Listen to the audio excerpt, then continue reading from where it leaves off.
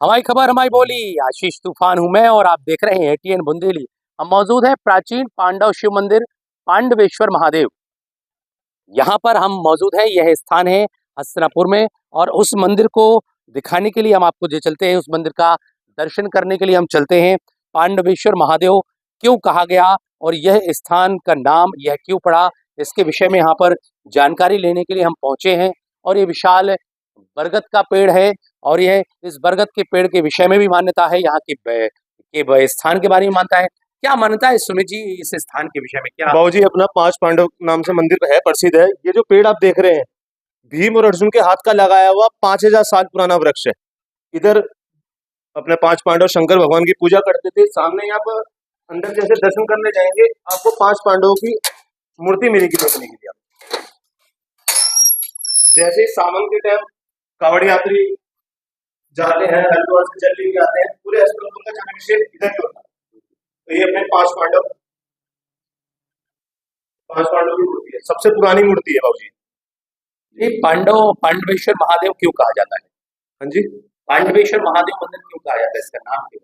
इसलिए बोले ये पांच पांडव थे, इसी वजह से इसे पांडवेश्वर के नाम से मंदिर है जी। ये जो शिवलिंग आप देख रहे हैं, कैमरा मैन से कहूंगा भगवान शिव का दर्शन भक्तों को कराएं। ये जो शिवलिंग है ये पांडवों के द्वारा यहाँ पर स्थापित किया गया और पांडवों के द्वारा शिवलिंग की पूजा की जाती थी।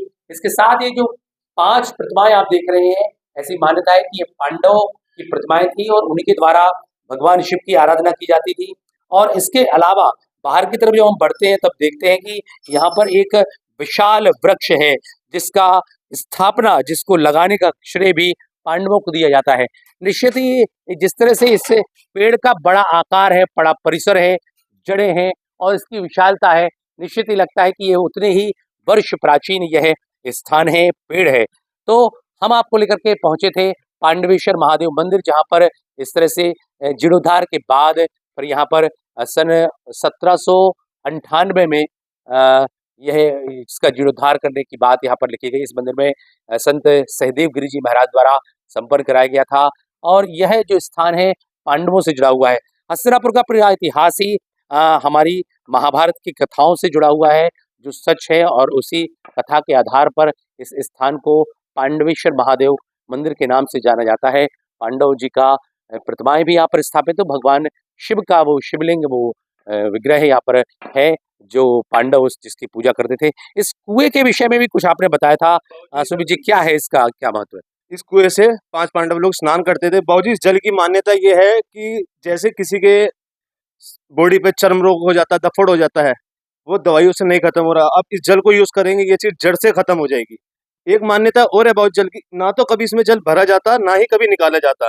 जैसे ही गंगा का जलस्तर बढ़ेगा, इसका भी जलस्तर अपने आप बढ़ेगा। जैसे गंगा का जलस्तर नीचे जाएगा, इसका भी नीचे जाएगा। गंगा जी से जुड़ा हुआ है। बिल्कुल बाबूजी, मैंने आपसे पहले भी करण घाट पे बताया था, इधर गंगा बहती थी। अब से 12 किलोमीटर पीछे गई वो गंगा। तो ये दर्शकों को मैं बता दूं कि ये जो स्थान है बहुत महत्वपूर्ण है। ये जो कुआं है सीधे सीधे गंगा मैया के जल से जुड़ा हुआ है। जैसे माँ गंगा का जलस्तर बढ़ता है, इसका जलस्तर बढ़ जाता है। वहाँ गर्मियों के समय गंगा का जलस्तर कम होता है, तो इस स्थान का भी जो जलस्तर है वह कम हो जाता है। तो कुल मिलाकर के यह जो स्थान हम अपने दर्शकों को दिखा रहे हैं, यह ऐतिहासिकता के साथ यह दर्शन है, यह स्थान है। और इस स्थान की जो मान्यता है वो बड़ी ही पुरानी है।